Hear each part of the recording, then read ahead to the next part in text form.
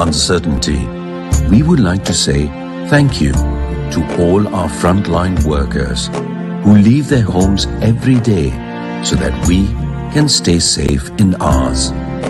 We are proud of each and every one of you who go above and beyond to carry out your duties, for keeping us healthy, for keeping us safe. Because of you, we are hopeful for the future. Because of you, there is light at the end of the tunnel. We don't have enough words to express our gratitude for your sacrifices. We can only acknowledge it and say thank you.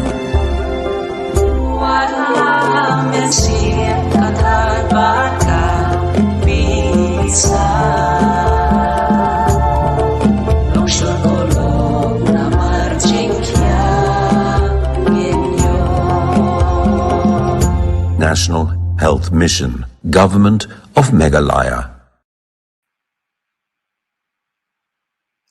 Hello and good evening to each one of you out there who have joined us once again to this live program today. So on behalf of National Health Mission, Government of Meghalaya, I warmly welcome all of you who have taken your time out for this discussion today. The topic being education, challenges and solutions during COVID-19.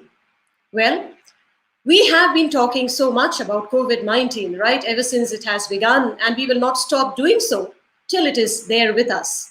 And so we are here once again gathered to talk about it, but completely on a different context, right? We all know that COVID-19, the pandemic, has affected every and each of our lives in some way or the other. And it has touched every stone and every nook of the world almost. And therefore, today we will be speaking on behalf of the students, the teachers, the parents, and to be very precise, we will be talking about the educational scenario, which has been affected significantly since this pandemic has begun. Well, we were all used to buzzing classrooms and buzzing campuses. Today, suddenly, these campuses and classrooms have gone empty, and the whole education system has gone home, has gone online. Well, as soon as we were caught by it, it came as a big shock for us, because we were not really prepared for this kind of a situation where we will be teaching classes and the students will be on the other side of the screen and not in front of us. The physical distancing suddenly became so literal that they were not in front of us. And as educators and as teachers, I think that is one of the saddest moments for many of us, because we as educationists and we as teachers are so used to the students being a part of our campuses, a part of our life, that they not being there actually hit us. And so also the students, because we as teachers are not just teaching them. Well, we all play a much bigger role in their lives too. But then what happened? Well, suddenly our syllabus became online. We had to teach. Initially, there was a whole mess of it because we didn't know how to handle it. The students didn't know how to handle it. Of course, the challenges were many, because network issue is one big problem. I'm sure our panelist is going to talk much more about it. Our institutions also perhaps were not ready to encounter such a situation. And of course, the children especially, and the teachers too, because many of our teachers perhaps were not used to this kind of online teaching. But yet we are doing so. For the last over 1.5 years, education has gone the online mode. You can talk about webinars, you can talk about Google Meet, you can talk about Zoom. I mean, these are the apps and the format through which, education is going on right now. It is not easy. Well, today we will be talking about the challenges and also the solutions, because I think our panelist would be telling us that on the hindsight, on the other side, there are some positives also that has come out of it, right? Though the challenges are many though. So we will be talking about it. So all our viewers there who have joined us live, be with us for the next 1 hour, because I'm sure you will not be bored, because we have a very esteemed panelist with us, whole gamut of them here, and very good speakers indeed. And I'm so excited to host this program and to be able to hear and to listen to what they have to say. So without any further ado, let me bring them in one by one for you. First and foremost, let me go ahead and introduce Dr. Glenn Karkungor, the Chancellor of Martin Luther Christian University, Shillong. Thank you very much, Dr. Glenn. We are also being joined by Professor Streamlit Dakar. Yes, Professor Streamlit Dakar is the Dean of Humanities, Northeastern Hill University here in Shillong. Of course, in our panelist list, we also have Professor Monotosh Chakraborty. And Professor Monotosh Chakraborty was the former head of the Department of English and presently the incumbent vice principal of St. Edmund's College, Shillong. We are also very delighted to have in our midst Brother Solomon Morris, who is the principal of St. Edmund's School, Shillong. And of course, the list doesn't end because we have more panelists. We are also being joined by Mr. Tyrone D. Brass, all the way from Tura. He's the headmaster of Sherwood School in Tura. And last but not the least, we also have a very young teacher with us, and he is Dr. Rusivian Champion, who is the assistant professor, Department of History, Synod College, Shillong. So there you have it, our very esteemed panelists. It looks good on the screen. I'm so happy. A warm round of welcome to each one of you. Thank you so very much for taking your time out and for being a part of this very important and crucial topic that we have taken up today, that is education, challenges and solutions during COVID-19. A warm round of welcome once again to each one of you. Thank you so very much. All right, so without further ado, I would like to take the opening comments from each one of our panelists here. May I begin with Dr. Glenn. Dr. Glenn, tell us, as I said right in the beginning, that the pandemic hasn't been easy for any of us. It has touched every life and every segment, of the society. What has been your experience so far, Dr. Glenn? How have you been able to cope the pandemic up to this moment? Good evening, everyone. Good evening, Maushimi, and thank you for the introduction. The effects of COVID is a wide canvas. Some of the effects have been broad brushstrokes, some are seen in fine detail, and unfortunately, others effects are subtle and almost invisible. The most profound effects have been felt by children, the youth, and students, but teachers and institutions have also suffered. Right. And even an old timer like me has had to become tech savvy overnight. In our institution, about 88% of our students have been able to keep up with the classes, assignments, and exams. We have an automated software platform that uploads and keeps tracks of assignments and marks and general progress, but all the students want to come back to the campus. Right. Some of the damage will be overcome, and there will be catch up on some areas that have lagged behind. But in some ways, there are some effects that can never be repaired. There are studies that are showing that children's IQs have been falling because of cognitive stimulation, and the lack of school has contributed to this. 40% of children in Meghalaya are malnourished. They are at even greater risk of learning deficits. And some children, especially rural girls, will never go back to school. Child abuse has risen 30% during the lockdown. Those victims will carry the trauma for life. The mental health of children and teachers have also suffered. Even those who have graduated during the pandemic are having their credentials questioned when they go for job interviews. Right. So the effects of the pandemic, I think, will be felt for generations. And that 100 years from now, scholars, economists, and social scientists will be analyzing the long-term consequences of the 2021 pandemic. Just like the baby boomers, the millenniums, later on there'll be talk of the COVID generation. Absolutely. We will be talking many of those points that you've already raised, Dr. Glenn. Thank you so much for your opening comments. May I just bring in Professor Streamlit Dakar now. Ma'am, you are here with us? Yes. Yes, very much. And nice to see you on screen also. And Yes. if you could quickly also tell us, how has the pandemic treated you so far? A very good evening to each and everyone, Dr. Moshmi and my co-panelist.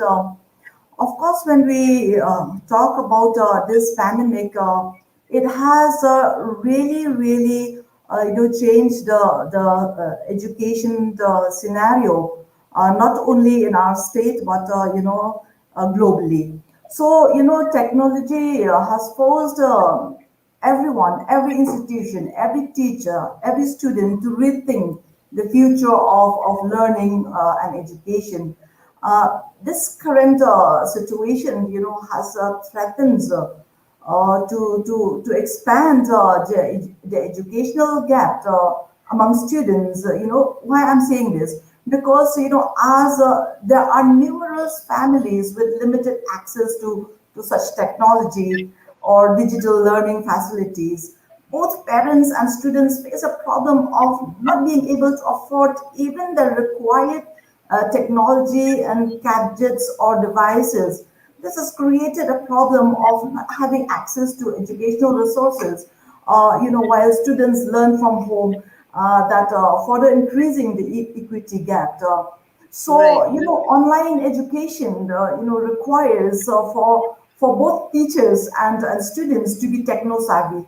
And frankly speaking, veteran teachers may or may not be techno savvy. And if they are not, how will they disseminate, education to the students through online mode? For both, we are not supposed now for both, who are and who are not techno savvies will need high speed internet connections, and only it is the only widespread technology that supports such through devices like smartphones, like notepad, laptop, desktop, and so on. But then in the present COVID pandemic, we need digital capabilities to provide quality education for all students at all levels. So, it is very difficult.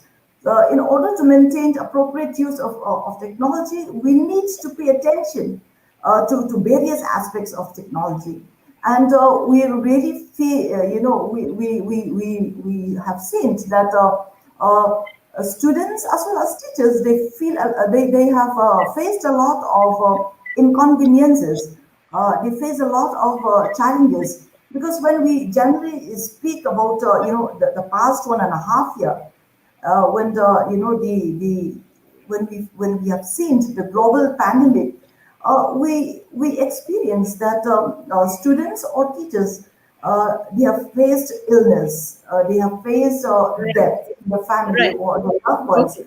and Okay. with all these, they had the grief, anxiety, fear, because of this virus threat. Right. Hold So on to your thoughts, ma'am. We will be coming to you once again. I'm yeah, just yeah. taking a quick opening comment from each one. We will be speaking about those in much detail as we progress. May I just now bring in Professor Monotosh Chakraborty.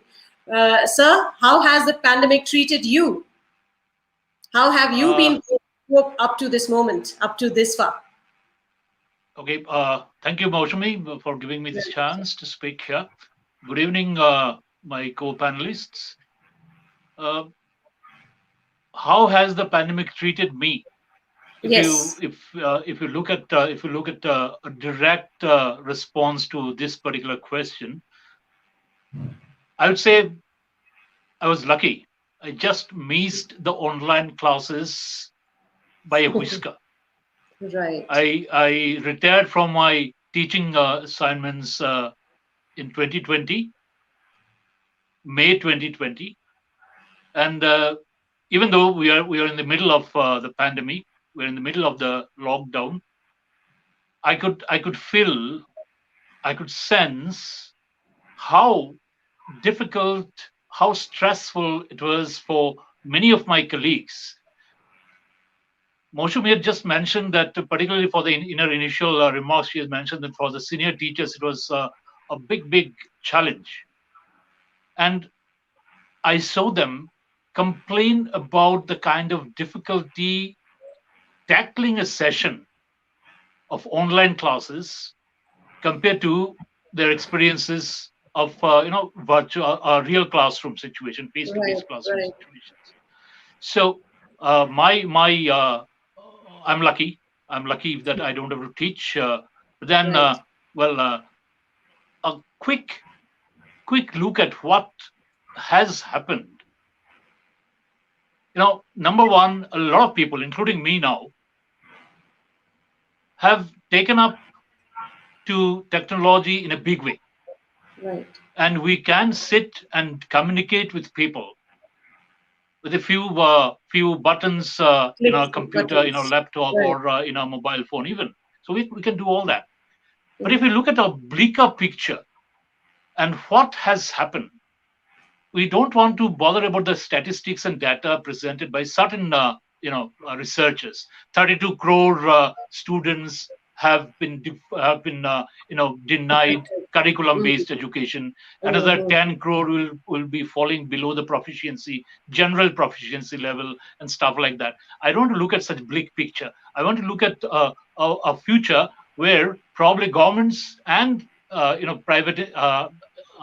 private parties will come together and mhm. equip the educational institutions and Right, educational administrators. We can see Brother Solomon here, Dr. right. Glenn here, the real educational administrators. They can take a lead and equip themselves, their institutions, to tackle the future problem. And Dr. Glenn briefly mentioned, generational impact.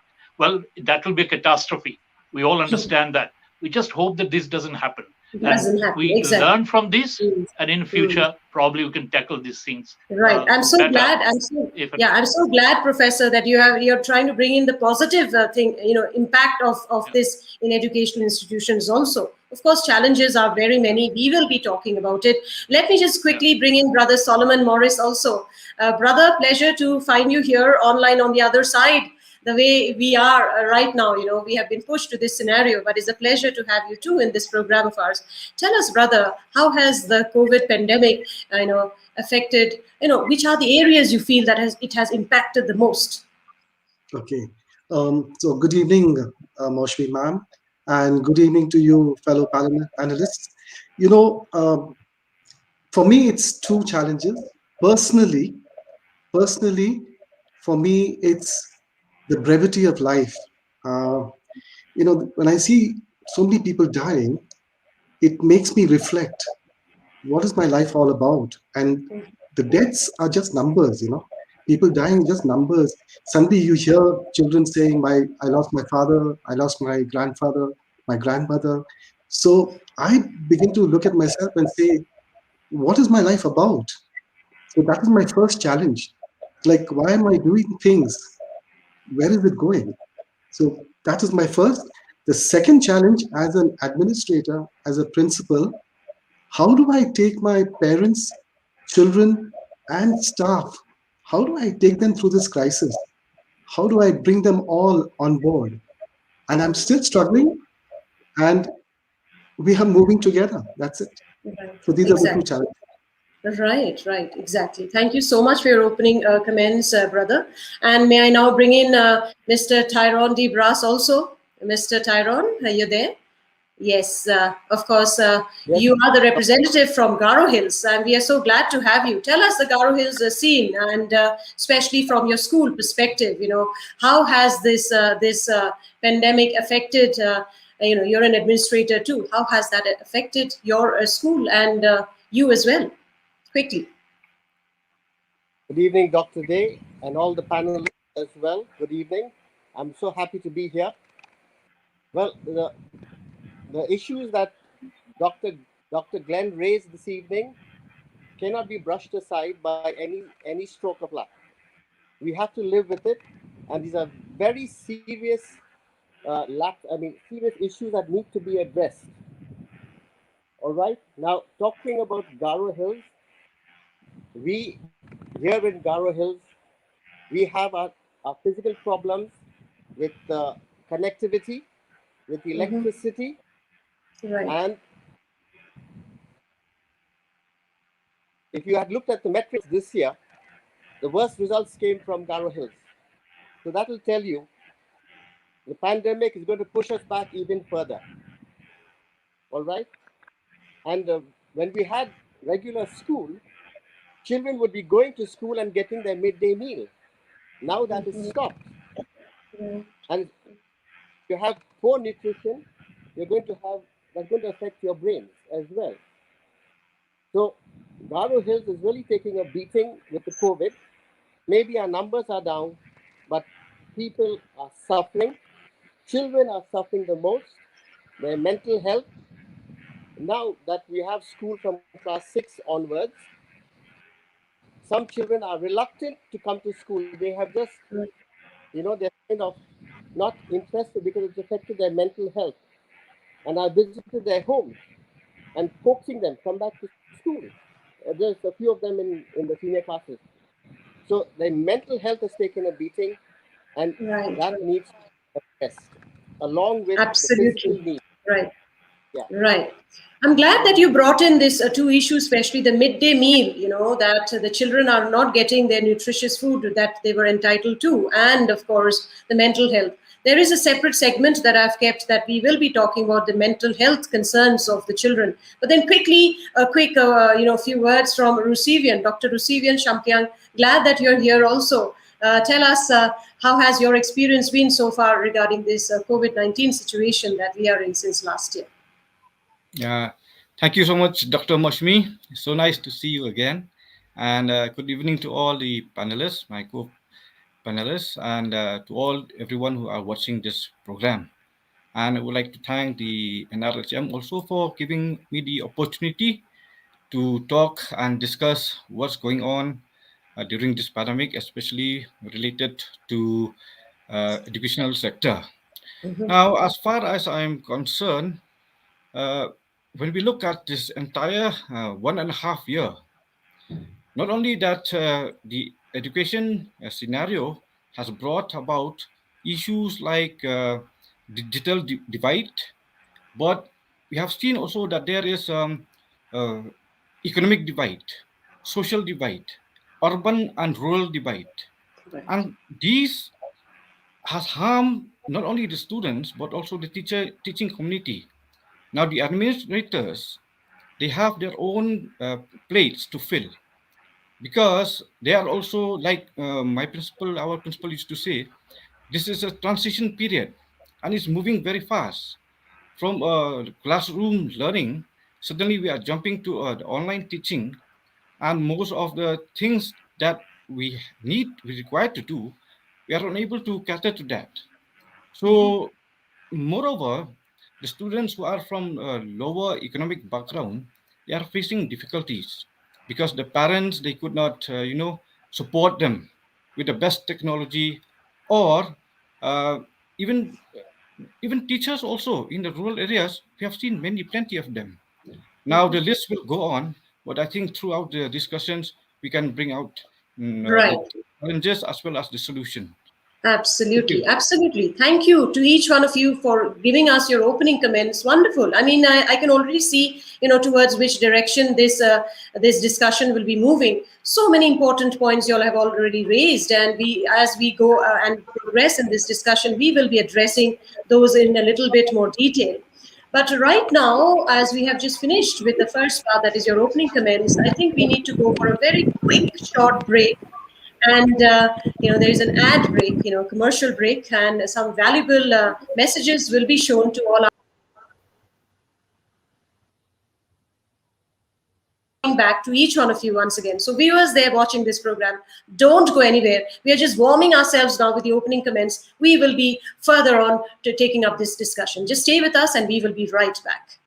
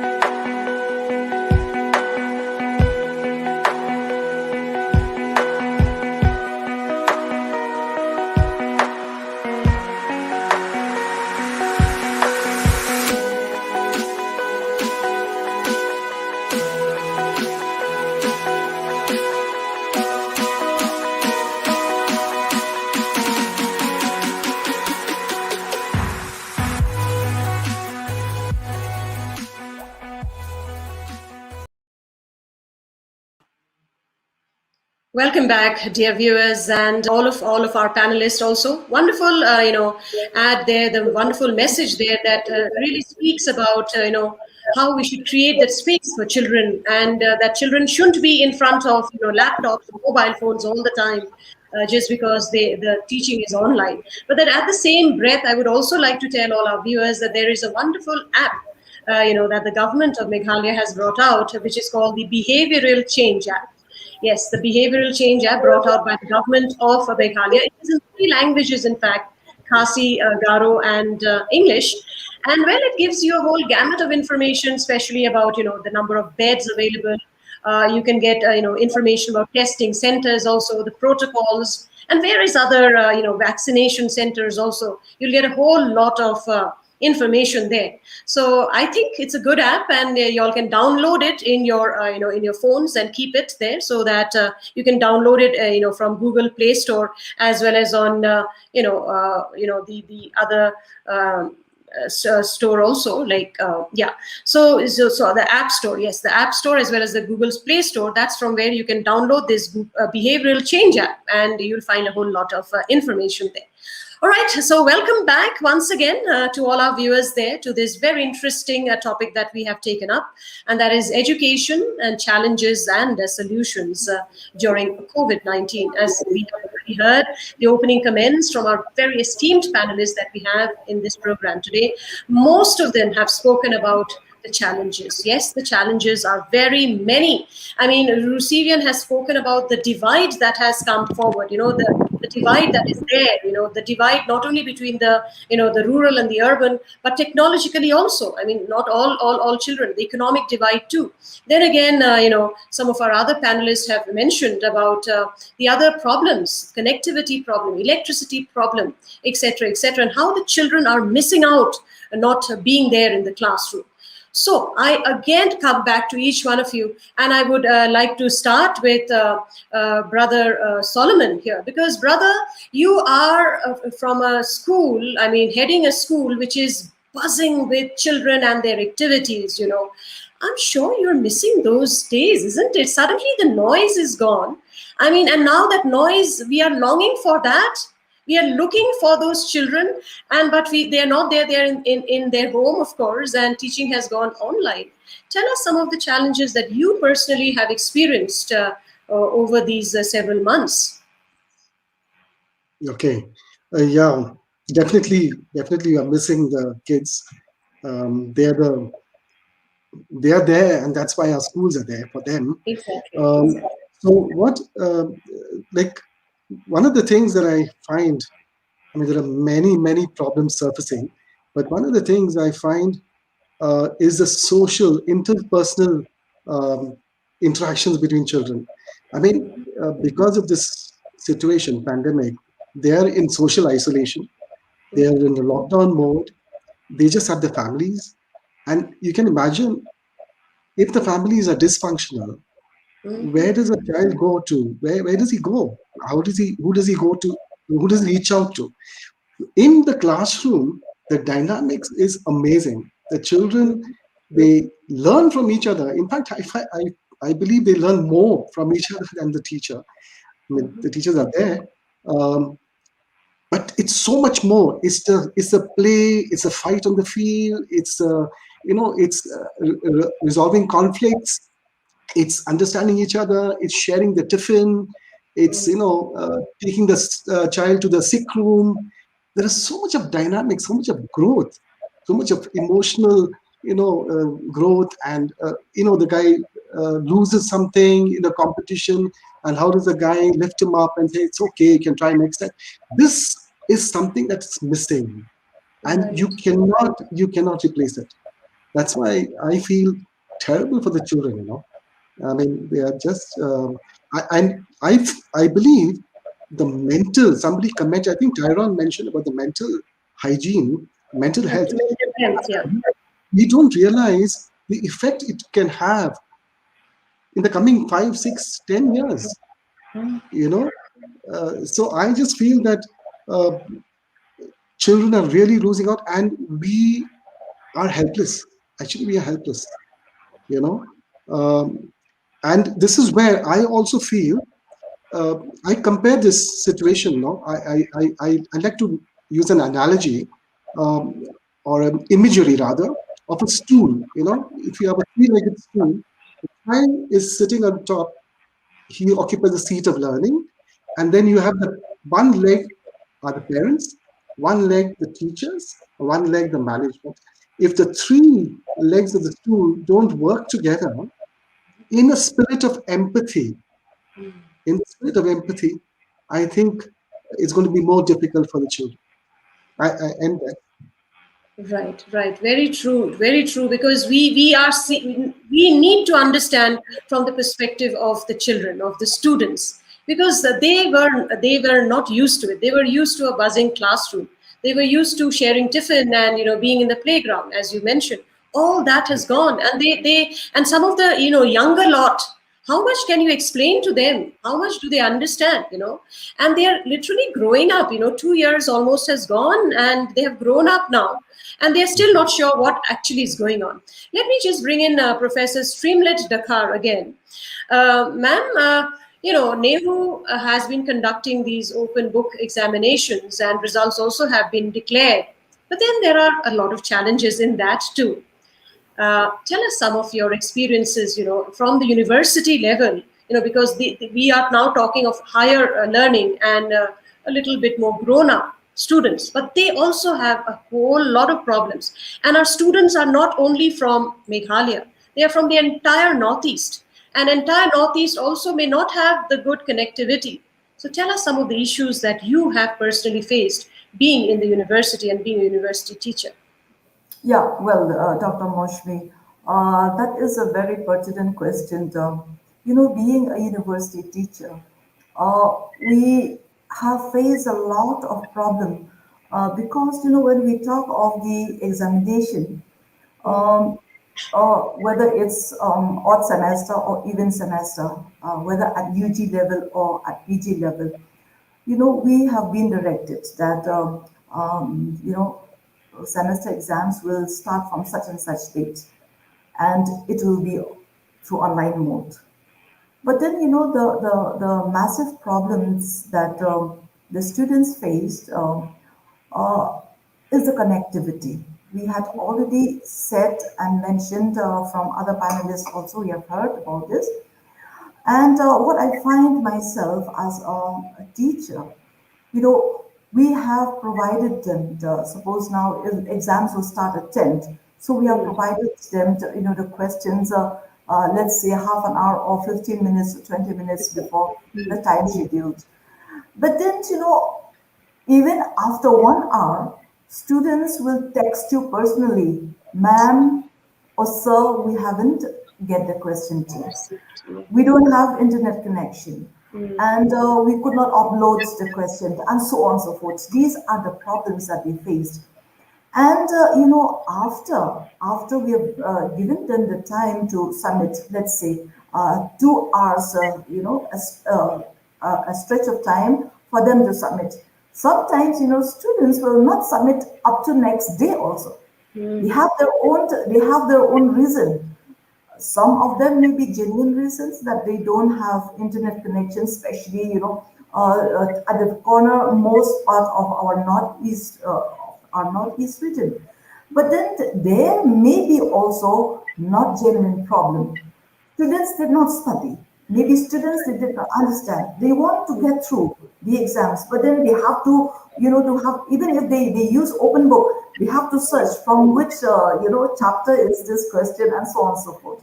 So I find that in the university or at the college level, these kind of problems are facing not only by the students but also by the teachers. And when we evaluate them, mind you, when we evaluate the papers, you know, you will not be able to identify the genuine deserving students because it's all open books. And Right. sometimes, the marking will be, a difference of 2 or 3 marks. And suppose now, if we have to give them offline exams and if we have to test the self-evaluation, I used to ask them, suppose if you have to self-evaluate yourself, how much will you get?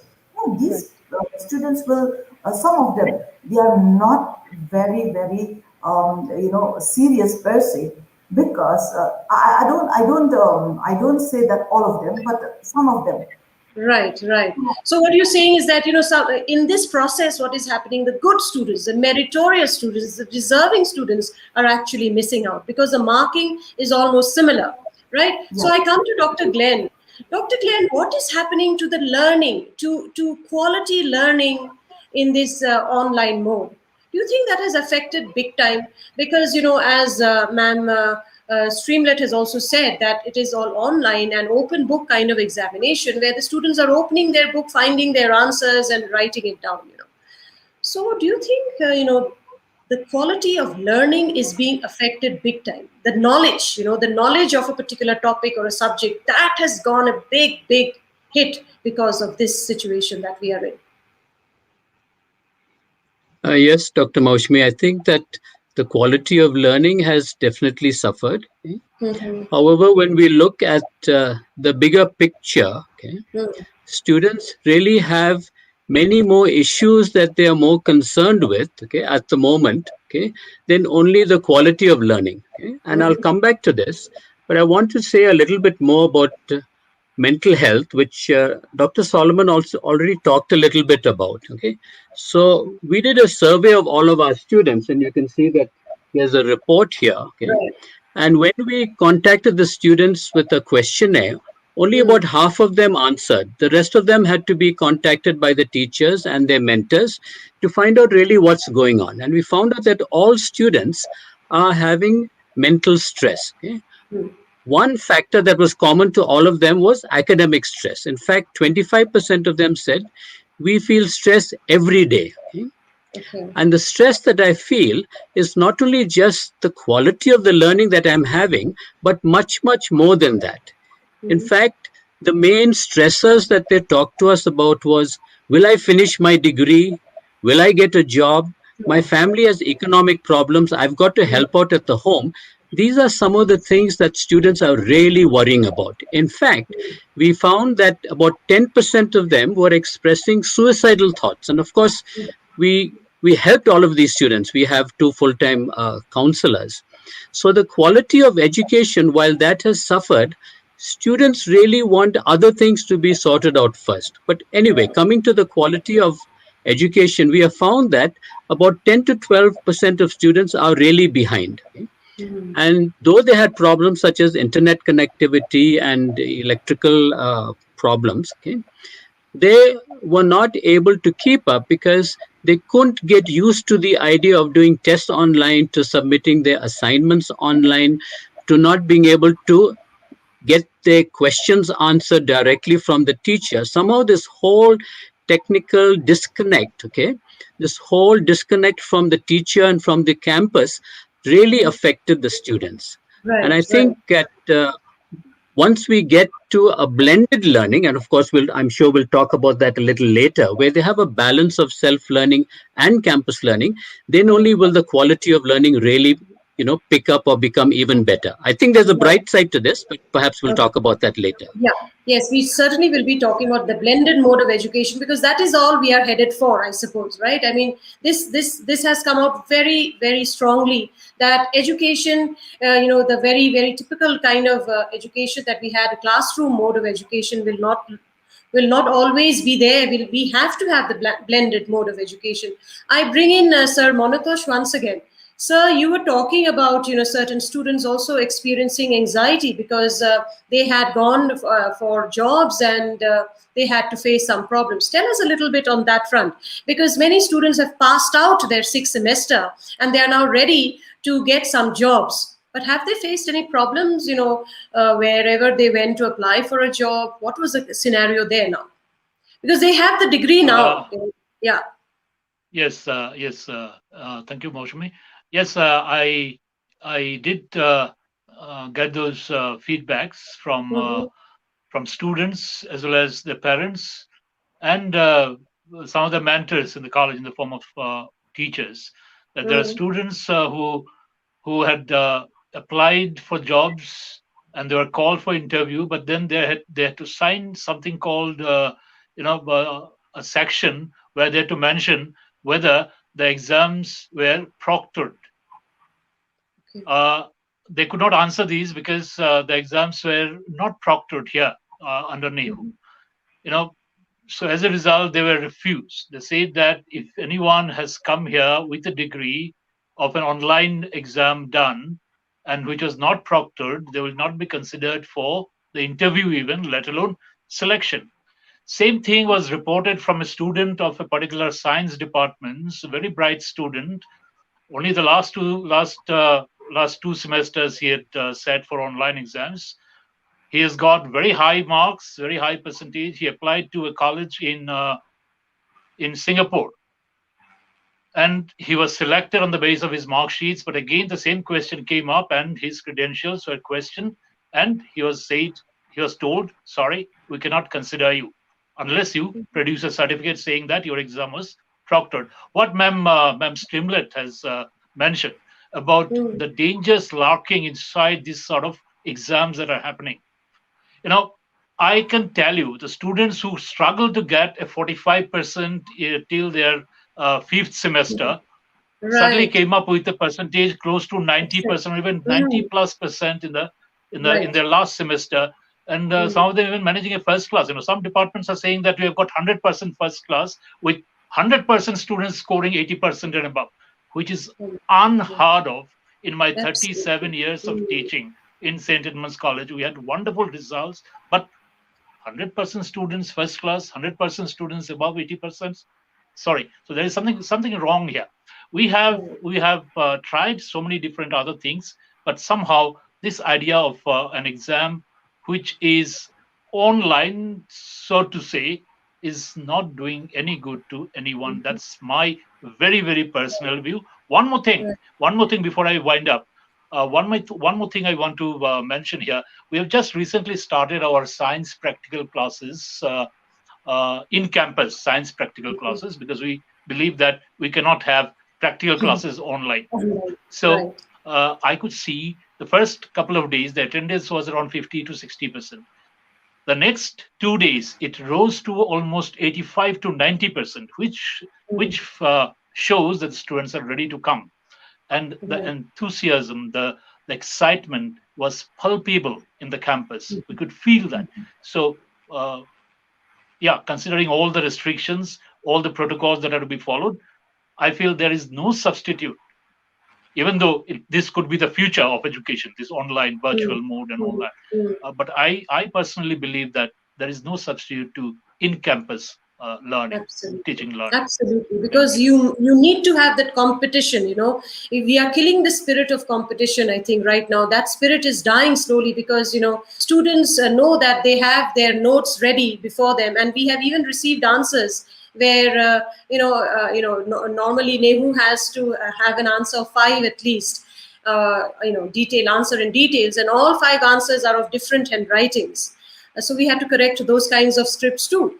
So we are wondering what is going on, who helped them write those, was it written even before? Because the students know which kind of questions will come. Who is writing? So really, it is very concerning, this kind. Mr. Tyrone, let me come back to you. Tell us once again, how are you coping from Sherwood School? What is any kind of innovative methods that you are applying really for this online teaching? We have a tie-up with Next Education, that is a Hyderabad-based education company, and all our lessons are taught through their app.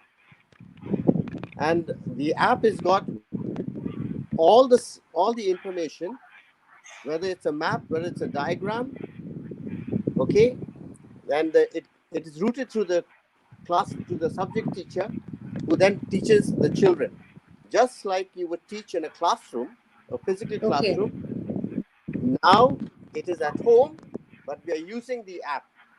So the children are used to that method because we had it in the classroom. We have this the projector in each room, and so now all the information that's there, it's been routed through the subject teacher, and that is how our children are learning. Of course, it is no substitute for offline classroom. So when we did start resume classes on the 1st of September, we had a very healthy attendance, with the exception of a few children who stayed away because of the fear of COVID. But gradually, they've all come back. And that's the good thing about it. Class 6 upwards is having class. KG to 5 is still having online classes. And we are using the NLP app for them. Now, because of the NLP app, some learning is taking place. It's not the best, but it's the second best. Right. Yes. Okay. I quickly come into Rusivian. You are pretty silent there, Rusivian. Tell us, because you are dealing with, you are yourself a young scholar, you're a young teacher, and I'm sure in your everyday, dealings with these young students, you were doing it all these days, and now suddenly you're not being able to do. What do you have to say really about this kind of examination that we are having? Because what Ma'am Streamlet said about this online open book examination, and students not being able to upload their their answer scripts. These are some of the problems I'm sure you as a teacher from Synod College also have faced, isn't it? From the college level as well. Yes, definitely, Moshmi, because students, they are writing exams now in groups. They don't write alone anymore. Of course, some there will be, but they will start writing in groups, and then their friends will help them.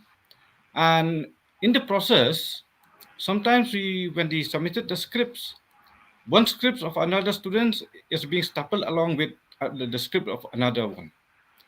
And then what happened is, instead of sending the scripts, the examination scripts, they send the assignments, the internal tests, like that.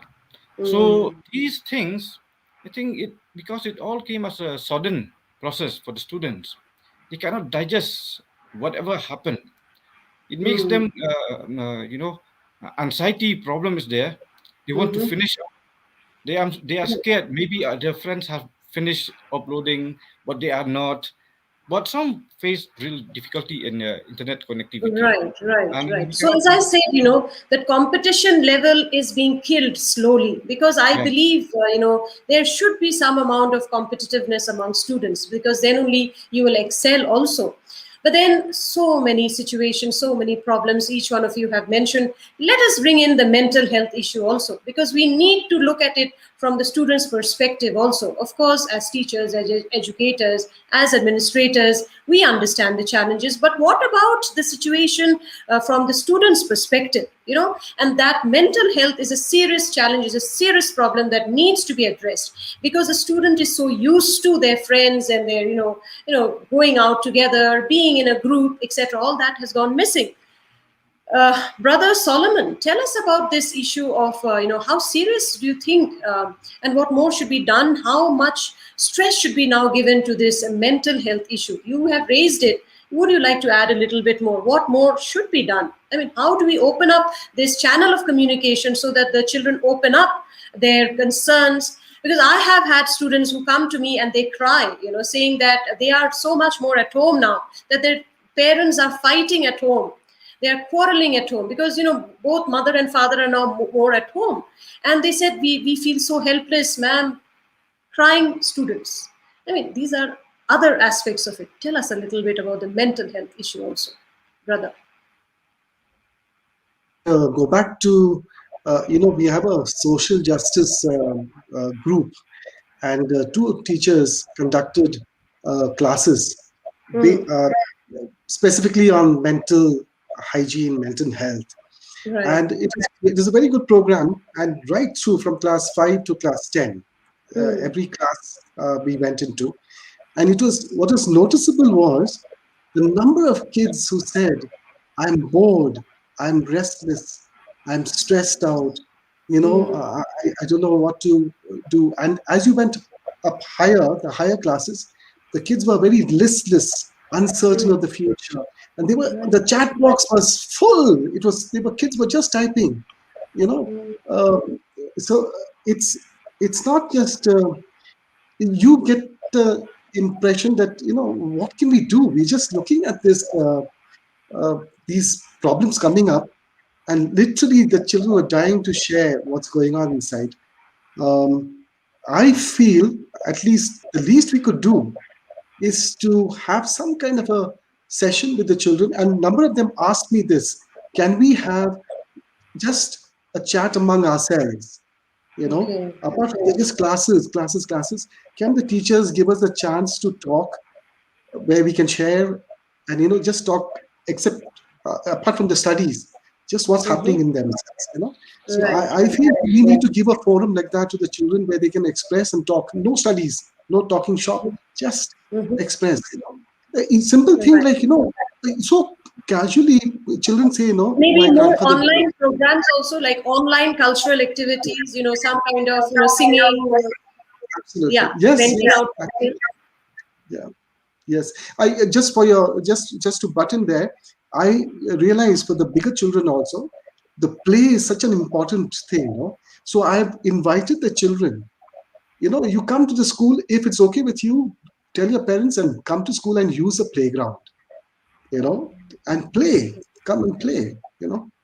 Anyway, so this is just That's wonderful. Yeah, that's wonderful. And I think many organizations are also organizing these online art, painting, so many competition also. That also helps unburden the child, the children who don't just think about their syllabus, because our education system is so pro syllabus that we are also concerned about finishing the syllabus, right? I mean, the stress is the stress is on the teachers too. They are also stressed that they need to finish, and we are till now, of course, we are not sure if the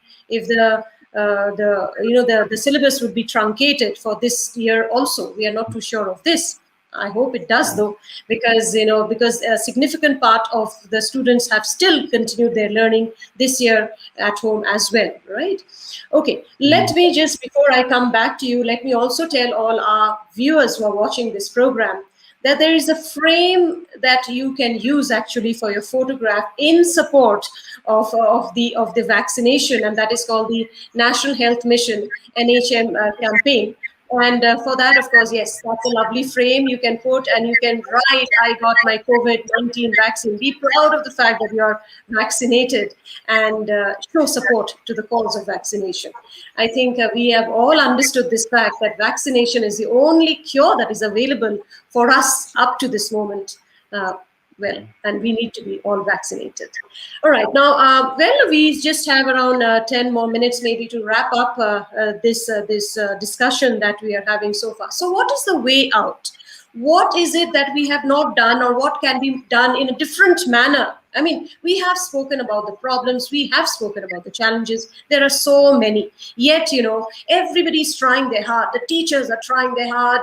The administrators, the principals, everybody's trying hard. And the children hoping their best. The parents, not to forget the parents. I mean, so much of learning is happening at home along with the help of the parents too. I mean, the parents are now coping with their, teaching the children lots of homeworks, as well as doing a job also, and job maybe in an office, in the field, etc., because they have to earn their livelihood. So tell us now, from each one of you, I come to you, Dr. Glenn. So what is the way out? What is the solution really that we can look ahead and do things a little differently, so that this learning process, the online, the blended mode, whichever ones we are, trying to cope up with, would be a little exciting, would be not so boring, and would be different? Let me discuss this on two levels. Okay? I firmly believe that both the academic welfare and the psychological well-being of our students are equally important. Okay? And when we asked our students, how are you coping, or how can we help you cope? What is the solution for mental well-being? Okay? We got some interesting answers. And some of the students said, I do gardening, I do cooking, baking. I'm learning how to play the guitar and the piano. I do some do-it-yourself arts and crafts. I play games, or I watch videos. Okay. A few said I sleep more than usual. Okay. And 0.4% of our respondents said, I am taking alcohol or drugs to make me feel better. Okay? But a large portion of our students said, I put my trust in God and I pray. So we are finding that students are finding their own coping mechanisms, they're finding their own solutions. Okay? Now, on the other level, what's our responsibility as educational administrators and institutional leaders? Okay? I think that even when COVID becomes more restricted and more limited in its scope, and this will probably up and down, and I think that pandemics will also come in the future. We really have to plan our learning to follow the blended model. Okay, for me there's a simple definition of what is blended learning. It means that we need to have a better balance of self learning and teacher learning. Okay, just because it's online doesn't mean that it's self learning, because many of our teachers, they just lecture in the online modes. That's same as being in a classroom. Okay? Now, of course, I agree with the others that campus learning is also important, because social mixing takes place, citizenship learning takes place. Okay? But I strongly believe that blended learning should take us away from this Indian mindset of rote and spoon feeding teaching. Especially in secondary and higher education, students need to take more responsibility for their learning. Finishing the syllabus is not so important, okay? But people may object to what I'm saying, because this is actually an ideological question. People want to finish the syllabus because they have to do competitive examinations. But are we going to be obsessed with finishing the syllabus, or do we want critical thinkers and lifelong learners? I think that this will be more beneficial to the individual and to the country. Okay? And actually, Maushmi, I think that perhaps we should have maybe another session, or we could have had on this panel itself, a couple of students who can tell us, what their views on COVID and education is. Right. Right. Okay. Yes, I think that would be a wonderful way also to listen to the other view. Also, it is so important, and then we will be understanding, life during COVID from their side, their stories. I'm sure they have so much to share with us. So I just bring in Professor Streamlit once again. So, ma'am, what is the way out? I mean, how do we innovate ourselves a little bit more differently? And, by all the stakeholders to make this blended mode of education, as Dr. Glenn has said, because that is how it's going to be like. How do we make it more interesting? And what is it that we have not done already that should be done? Well, when we talk of blended mode of teaching and learning, yeah, we have different methods of teaching, and the learners can learn, the students can learn also from our methods, from our, techniques. And what I feel that is lacking these days is the eye contact between the teacher and the students.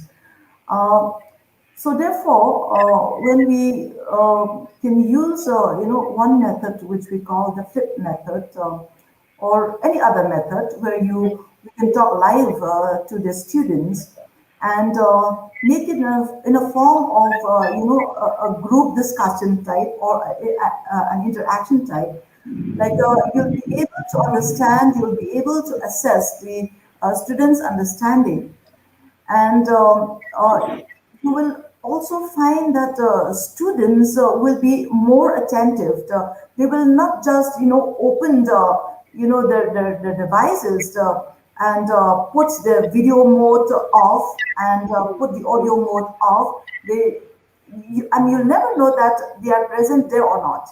But then when you do live, so that students will be present at the same time, and the teacher is delivering her teaching or his teaching face to face. They'll be able also to interact with the teacher, ask questions to the teacher, things that they are doubtful. These kind of things that we are able to help. Just to finish the syllabi, as I had already mentioned, will reach nowhere. Because if we have to have a responsibility from the teacher side as well, because through different authorities of the institution, they may be provided that the syllabus is reduced. But then at the same time, why should we rush only to the syllabus when students did not learn anything? Even though we completed the syllabi, but then the students did not learn anything. So what I want to say is that art teaching should be motivated, though it is in virtual mode. Students should be able to contact their own teacher, should be able to ask the doubts, since they are not able to meet, in the online, in the offline mode. Right. Yeah.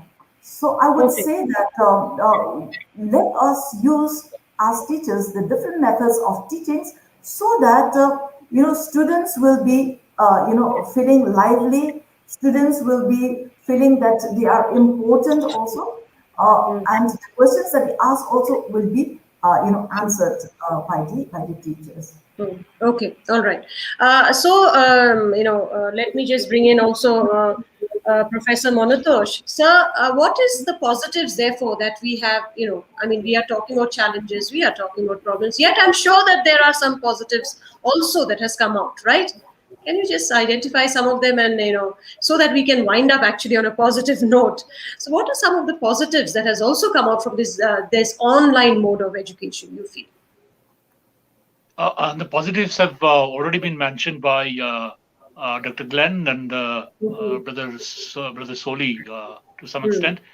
For me, the biggest positive here is that the preparedness of the teachers and students to somehow find a space for themselves in virtual mode. And the school administrators, college administrators, they've created the space for the students and the teachers to realize that this is the reality. As Dr. Glenn has very rightly said, that the future is blended mode of education, and teachers will not shy away from helping the students online from here on.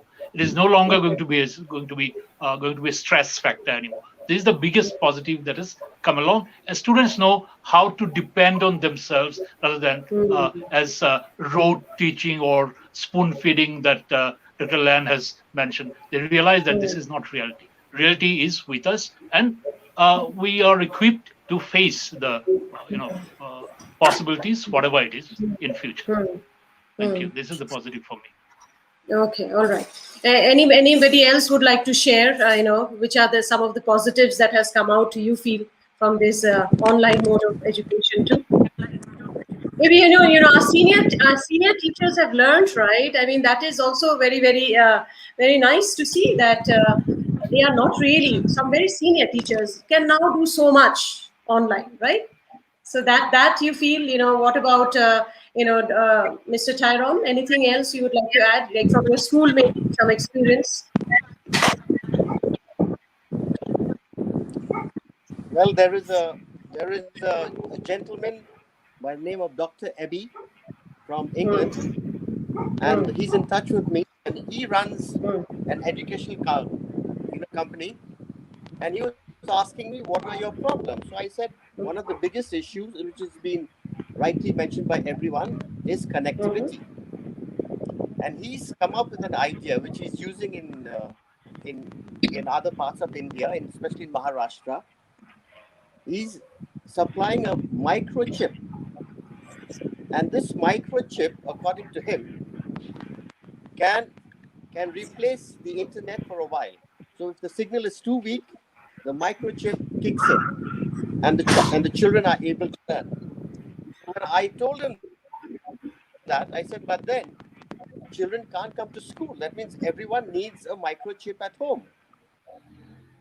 That's it. So I said, you give us a proper price and let's see what it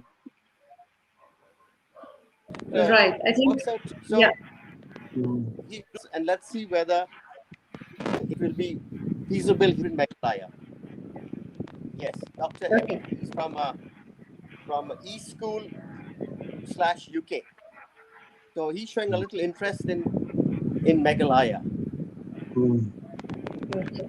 Because That's he's already set up a base in Maharashtra. I know that. Okay. Yeah. All right. Okay. So And Sir Mahutosh, you wanted to add something? Get connected.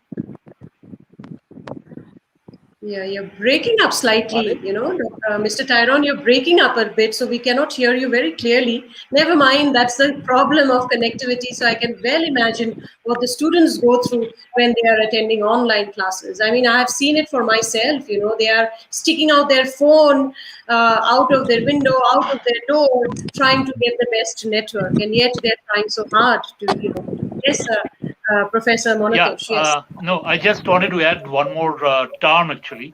That is empowerment. I always felt that there is some kind of an unsaid divide. One of my colleagues here in the panel had mentioned this divide initially. I think this is a young professor from Synod College. There is a divide in the classroom between the quick learners and the slow learners. Now, this online classes, the virtual mode of classes, has empowered students, so-called slow students, into understanding facts better. So that is a big positive, I think, that divide is gone now. Thank you. That's all I wanted to put in. Okay. All right. Yeah. And so as we are almost winding up, I can see some comments, but not all of them. Actually, I'm being able to see them very well. That's what I was trying to get these comments actually. And I thought if I could read out a few, because we have received a number of comments. I wish I could actually see them.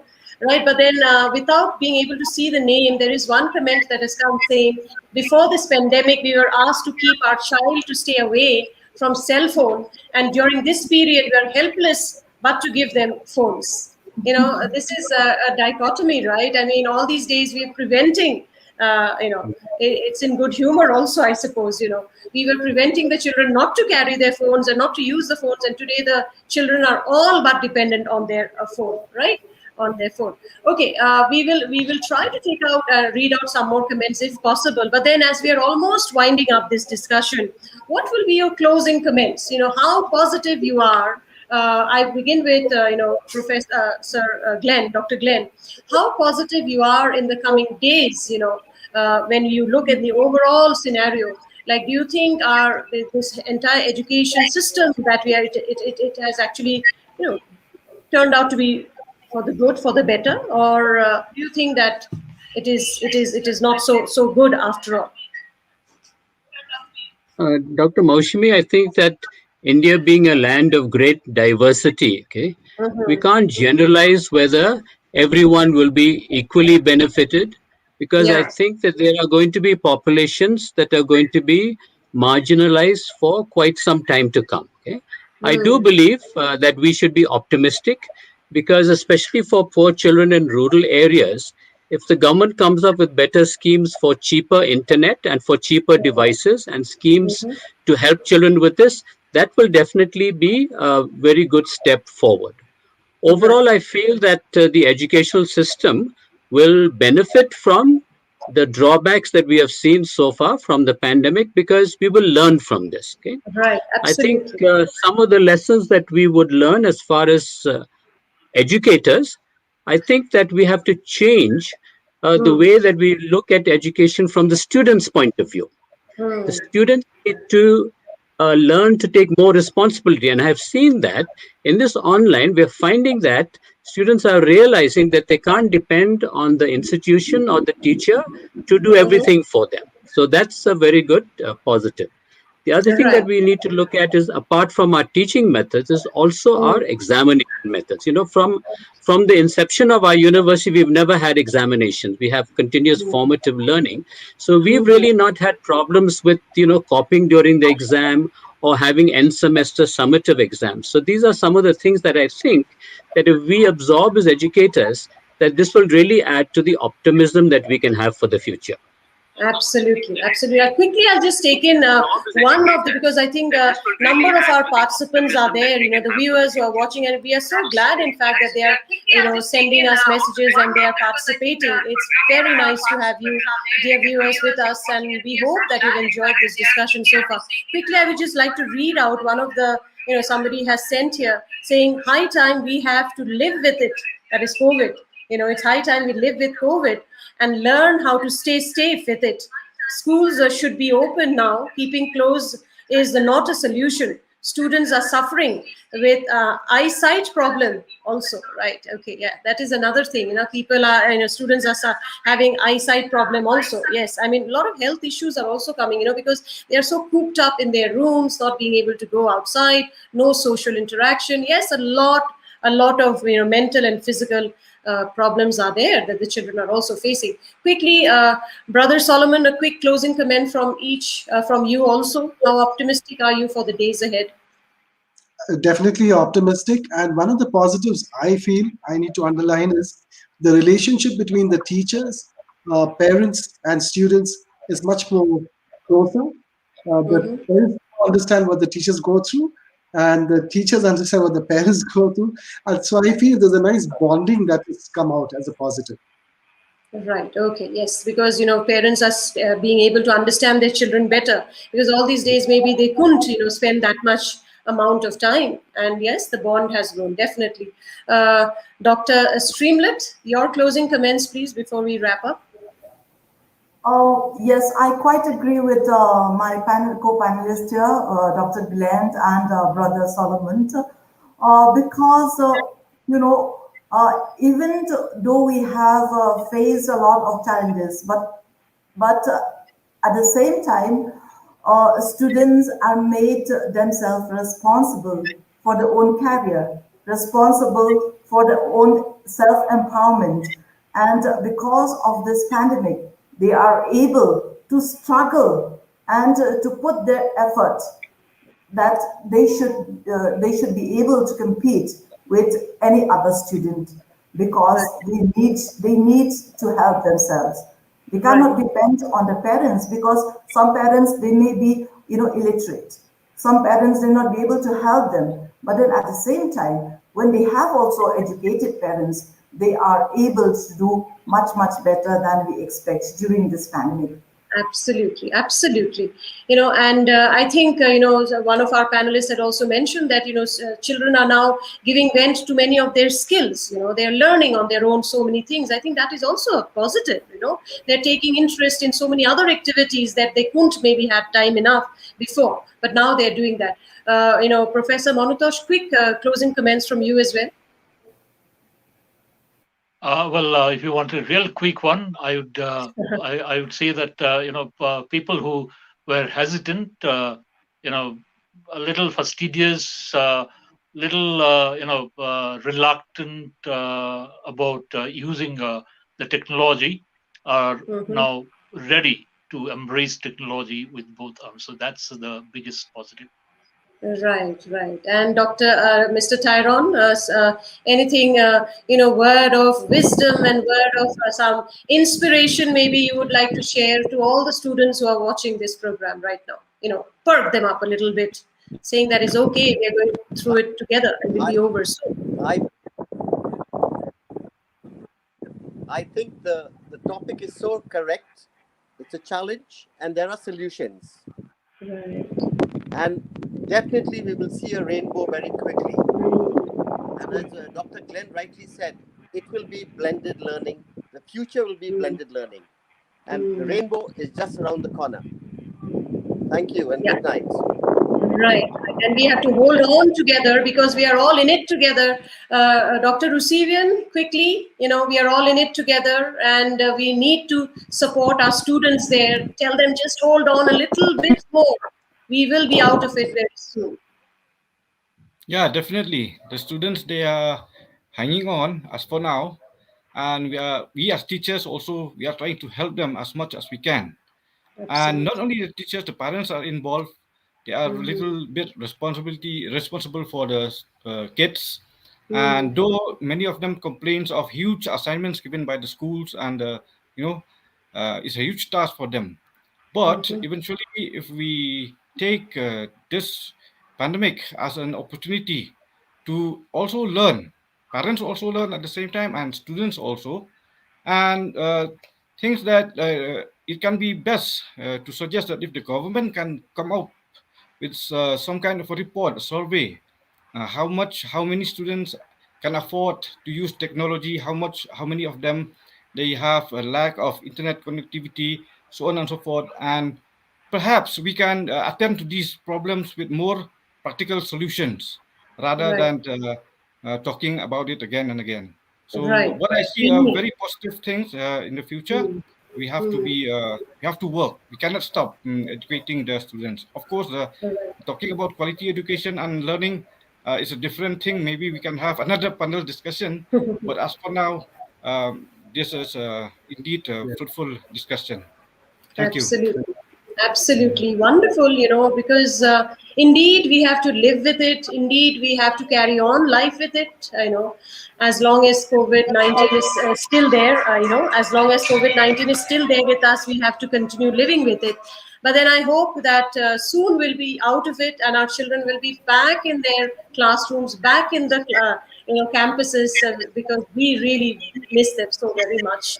And we as educators, as teachers, we are there to help each one of them, and I think we all need to play a role, all the stakeholders, including the government, the private agencies. I hope our network improves, the connectivity improves, and as we will sail through it together.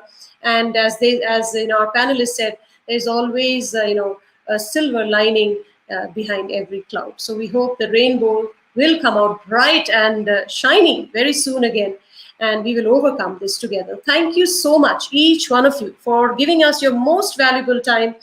Dr. Glenn Karkungor, thank you so much, sir, for coming for this program and giving us such valuable inputs. I also would like to thank Professor Screamland Dakar. Ma'am, it's a Thank you. pleasure to have you, with us once again also in this program.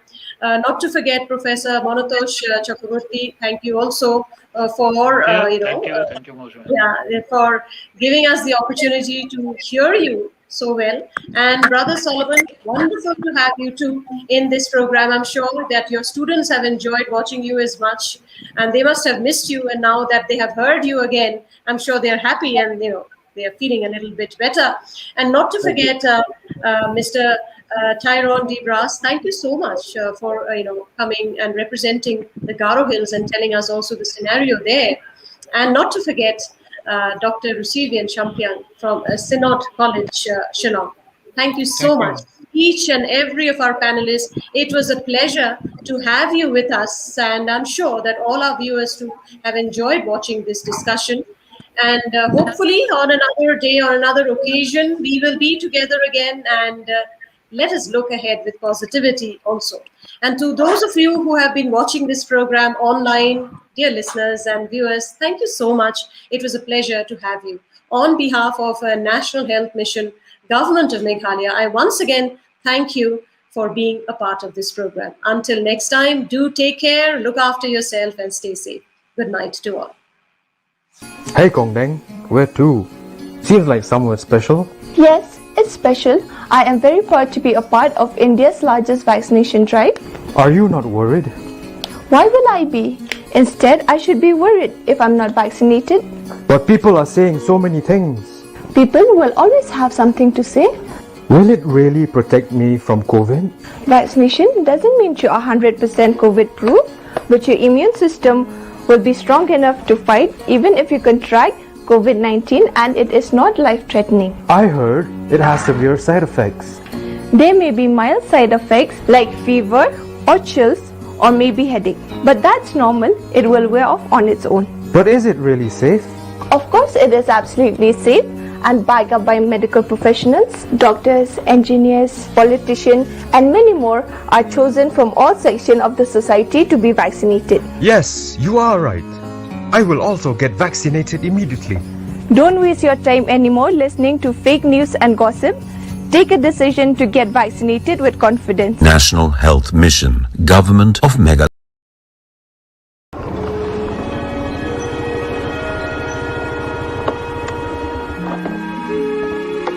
Bakmun! Hey Bakmun! Where are you? You gotta be careful. Why are you shouting? Aren't we supposed to go for COVID-19 vaccination today? Oh, just a sec. I will get ready. Stop! You're not ready as yet. Now, what happened? As per the government's new safety measures, you should be wearing a double mask in order to fight against the new variant of COVID-19. Double mask? Yes, a double mask. a surgical mask, and a cloth mask on top of it. Okay, let me get one quickly.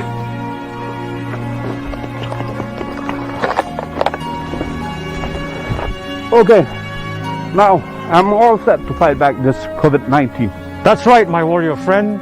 Let's reclaim our lives. And remember, you don't need to wear a double mask if you're wearing an N95 mask. National Health Mission, Government of Meghalaya.